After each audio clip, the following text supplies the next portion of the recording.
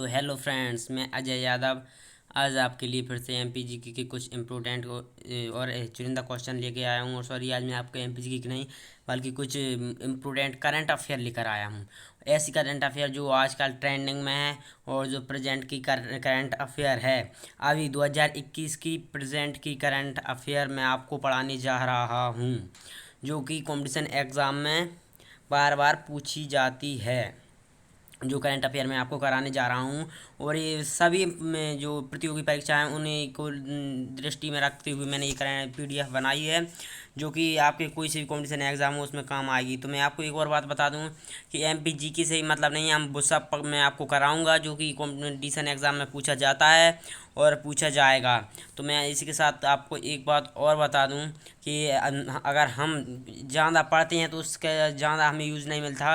अब वही पढ़ेंगे जो कि कॉम्पिटिशन एग्ज़ाम में पूछा जाएगा। अब हम बल्कि हार्ड वर्क नहीं बल्कि अब स्मार्ट वर्क करेंगे और ज़्यादा ज़्यादा ऐसा कुछ नहीं पढ़ेंगे जो कि कॉम्पिटिशन एग्ज़ाम में नहीं आज वही पढ़ेंगे जो कि इम्पोर्टेंट है और बार बार पूछा जाता है या पूछे जाने की उसकी संभावना है। ऐसे ही क्वेश्चन मैं आपको अब कराऊंगा। और अगर आप मुझसे जुड़ना चाहते हैं तो मेरे ऐसे ही आप अगर मेरे साथ पढ़ना चाहते हैं, मेरे साथ जुड़ना चाहते हैं तो मेरे channel MP GK with Ajay Yadav को सब्सक्राइब कर लीजिए। और जो इसके नीचे जो नंबर दिया है कॉन्टैक्ट नंबर फॉर पीडीएफ, अगर आप मुझे इस नंबर पर व्हाट्सएप पर मैसेज करेंगे तो मेरी क्लास की पीडीएफ तत्काल बाद में आपको व्हाट्सएप पर ही प्रोवाइड करवा दिया करूँगा, जिससे कि आप अपनी प्रिपरेशन को और अच्छा कर सकें और उनका रिवीजन करके अपने क्वेश्चन में एकदम श्योर हो सकें। तो चलिए, ऐसे ही क्वेश्चन की आज हम कुछ शुरुआत करते हैं और जल्दी से जल्दी हमारी क्लास को स्टार्ट करते हैं। तो चलिए आज की क्लास को करते हैं हम स्टार्ट। तो ये रहा आज का हमारा पहला प्रश्न। किस वरिष्ठ वैज्ञानिक को कई हर्बल दवाओं को विकसित करने में उनके योगदान के लिए डीआरडीओ के scientist of the year award, क्या scientist of the year award से सम्मानित किया गया? किससे सम्मानित किया गया है? Scientist year of the award से सम्मानित किया गया है। तो ऐसा कौन सा वैज्ञानिक है जिन्हें इस सम्मान से सम्मानित किया गया है? तो आप इसका राइट आंसर बताइए। ऑप्शन में ए हेमंत कुमार, बी अखिलेश तंवर, सी रजत देसाई और डी है बिनती मुंदल। तो इनमें से कौन सा ऐसा वैज्ञानिक है जिसे scientist of the year award से, ये हर साल अवार्ड दिया जाता है और जो अच्छा वैज्ञानिक और जो अच्छी खोज करता है उन ये साइंटिस्ट के क्षेत्र में दिया जाता है। तो इस साल के इस अवार्ड के विजेता कौन है, आपको उनका नाम बताना है। तो इसका राइट आंसर क्या होगा? तो फ्रेंड्स, इसका राइट आंसर होगा ऑप्शन ए, जो हेमंत कुमार पांडे हैं। हेमंत कुमार पांडे वो इस 2020 के scientist of the year award से सम्मानित किया गया है उन्हें। चलिए हमारा इसकी डिटेल देखते हैं। हेमंत कुमार पांडे, आप इनकी इमेजेस भी यहाँ पर देख सकती हैं जिससे कि आप और अच्छे से इनको पढ़ सकें। तो इसमें दिया है कि वरिष्ठ वैज्ञानिक के हेमंत कुमार पांडे को कई हर्बल दवाओं को विकसित करने में उनके योगदान के लिए डीआरडीओ के साइंटिस्ट ऑफ द ईयर से सम्मानित किया गया है। तो इसमें आपको ये भी बताना है कि किस क्षेत्र में दिया गया। इन्होंने कई हर्बल दवाओं का विकास किया है कि क्या ये जो हर्बल दवाएं हैं उनके लिए इन्हें ये अवार्ड दिया गया है, जिसमें ल्यूकोडार्मा के इलाज के लिए इस्तेमाल होने वाली प्रचलित लोकप्रिय दवा ड्रग्स लोकोस्किन भी सम्मिलित है। लोकोस्किन का भी जो बनाई है वो उन्होंने ही बनाई। चलिए हमारा अगला प्रश्न देखते हैं। तो ये रहा हमारा सेकंड क्वेश्चन कि institution of engineering and technology द्वारा किस वर्ष 2020 के प्रतिष्ठित इंजीनियर अवार्ड से सम्मानित किया गया है? मतलब कि जो institution of engineering and technology द्वारा किसे वर्ष 2021 के प्रतिष्ठित इंजीनियरिंग अवार्ड से सम्मानित किया गया है? तो कौन किसी किया गया है? ऑप्शन है ए अनिल सहाय, बी विनोद कुमार यादव, सी विश्वजीत राय और डी है विद्युत मोहन। तो किसे सम्मानित किया गया है आप मुझे बताइए। तो इसका राइट आंसर होगा फ्रेंड्स कि जो हमारे विनोद कुमार यादव जी हैं उन्हें इस सम्मान से सम्मानित किया गया है। चलिए अगला देखते हैं हमारा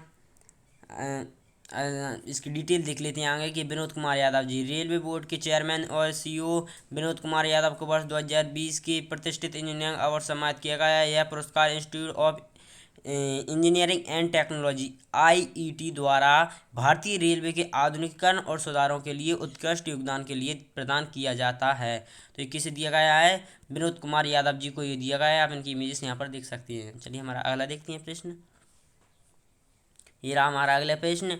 हाल ही में रक्षा अनुसंधान विकास संगठन यानी कि DRDO, आपसे ये पूछ लिया जाए कि DRDO का फुल फॉर्म क्या है, तो DRDO जो DRDO है उसका फुल फॉर्म है रक्षा अनुसंधान विकास संगठन ने भारतीय नौसेना के 7 गोवा के तट पर स्थित एयर कंटेनर सफल परीक्षण किया। तो किसने किया? तो इसके ऑप्शन है ए सहायक NG, सहायक MK1, या सिंधु 110, या इसका है एक थर्ड ऑप्शन है कि रक्षक 11। तो इसका राइट आंसर होगा जो ऑप्शन नंबर ए है। इसका राइट आंसर होगा ऑप्शन नंबर ए, जो सहायक NG है। ये इसका राइट आंसर होगा क्या? सहायक NG। चलिए इसकी डिटेल देख लेते हैं कि रक्षा अनुसंधान और विकास संगठन DRDO ने भारतीय नौसेना के साथ गोवा के तट पर भारतीय नौसेना के IL-38SD एयरक्राफ्ट के एयर ड्राफ्टर कंटेनर जो सहायक NG का सफल परीक्षण किया है। सहायक NG भारत में स्वदेशी रूप से डिजाइन और विकसित पहला एयर ड्राफ्ट कंटेनर है। ये बहुत ही इम्पोर्टेंट है। भारत का पहला जो भारत का स्वदेशी रूप से डिजाइन किया हुआ विकसित पहला एयर ड्राफ्ट कंटेनर कौन सा है? उसका राइट आंसर होगा सहायक NG। सहायक NG इसका राइट आंसर होगा। चलिए अगला क्वेश्चन देखते हैं। ये रहा हमारा अगला प्रश्न। हाल ही में भारत सरकार ने किस स्वदेशी मिसाइल प्रणाली के निर्यात को मंजूरी दे दी है? मतलब कि जो हमारे भारत में बनाया गया है और जो दूसरे देश हमारे जो भारत से मंगा रहे हैं उसे उन्हें देने की मंजूरी दी गई है। तो ये किसी प्रणाली को दी गई है? ऑप्शन है ए अर्जुन मिसाइल प्रणाली, बी पृथ्वी मिसाइल प्रणाली, सी अग्नि मिसाइल प्रणाली, या डी आकाश मिसाइल प्रणाली। तो इसमें क्या राइट आंसर है आप मुझे बताइए कमेंट करके कि हाल ही में भारत सरकार ने किस स्वदेशी मिसाइल प्रणाली के निर्यात को मंजूरी दे दी है। तो इसका राइट आंसर क्या होगा आप बताइए। तो इसका राइट आंसर होगा फ्रेंड्स कि जो हमारे जो आकाश मिसाइल प्रणाली कौन सी जो सॉरी आकाश मिसाइल प्रणाली है उसे मंजूरी दे दी गई है। आकाश मिसाइल प्रणाली को निर्यात करने की मंजूरी दे दी गई है। इसका डिटेल है आकाश मिसाइल प्रणाली। हाल ही में भारत सरकार ने स्वदेशी आकाश मिसाइल प्रणाली के निर्यात को मंजूरी दे दी है। मिसाइल रक्षा निर्यात से अपने राजस्व को बढ़ाने में मदद करेगा। प्रधानमंत्री की अध्यक्षता में मंत्रिमंडल ने तीव्र स्वीकृतियों के लिए एक समिति भी बनाई गई है। चलिए अगला प्रश्न देखते हैं हमारा। ये रहा अगला प्रश्न।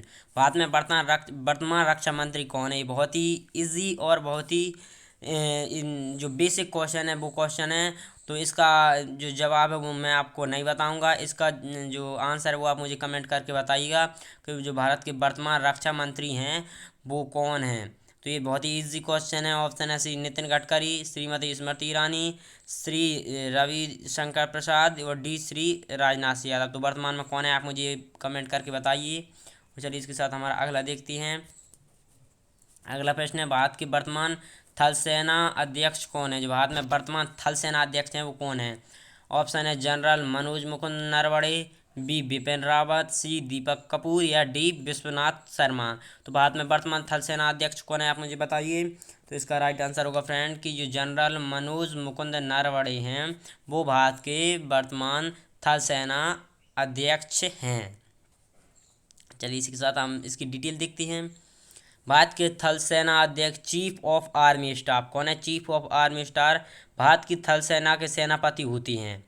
जो थल सेना अध्यक्ष होती हैं वो भारतीय थल सेना की सेनापति होती हैं, मतलब प्रमुख होती हैं, लीडर होती हैं। इस पद पर सामान्यतः जनरल पद के अधिकारी होती हैं। वर्तमान में जनरल मनोज मुकुंद नरवणे इस पद पर आसीन हैं, यानी इस पद पर विराजमान हैं या इस पद पर अभी हैं, जिन्होंने 31 दिसंबर 2019 को यह पद संभाला। तो ये भी आपको याद रखना है कि इन्होंने जो नरवणे जी हैं उन्होंने कब से ज्वाइनिंग की? तो 31 दिसंबर 2019 से ज्वाइनिंग की।